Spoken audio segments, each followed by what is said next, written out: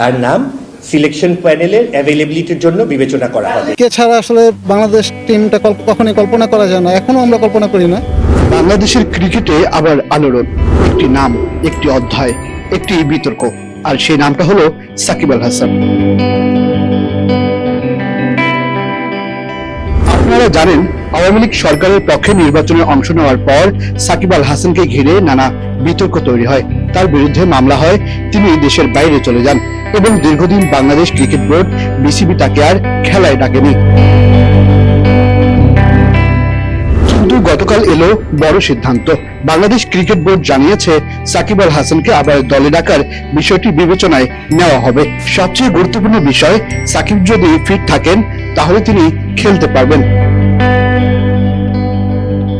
এটা শুধু সাকিবের জন্য সুখবর নয়, এটা বাংলাদেশের ক্রিকেটের জন্য বড় খবর। কারণ রাজনীতি আসবে যাবে, কিন্তু ক্রিকেটে সাকিব আল হাসান মানে অভিজ্ঞতা, ম্যাচ জেতানোর ক্ষমতা আর বিশ্বমানের অলরাউন্ডার। অন্যদিকে সাকিব ভক্তদের জন্য নিঃসন্দেহে এটা এক দারুণ সুখবর। কে ছাড়া আসলে বাংলাদেশ টিমটা কখনোই কল্পনা করা যায় না, এখনো আমরা কল্পনা করি না। বাট অ্যাজ আ প্লেয়ার আমরা সাকিবকে এখনো চাই। সাকিব এখনো বাংলাদেশ ক্রিকেটকে সার্ভিস দেওয়ার মতো আরো 2-3 বছর দিতে পারে ইজিলি।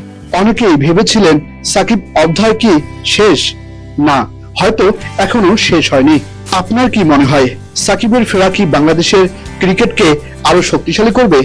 রাজনীতি আর খেলাধুলা আলাদা রাখা উচিত কিনা? কমেন্টে আপনার মতামত জানান। ভিডিও ভালো লাগলে লাইক দিন, শেয়ার করুন। দ্য ডেইলি কসমিক পোস্ট বাংলার সাথেই থাকুন।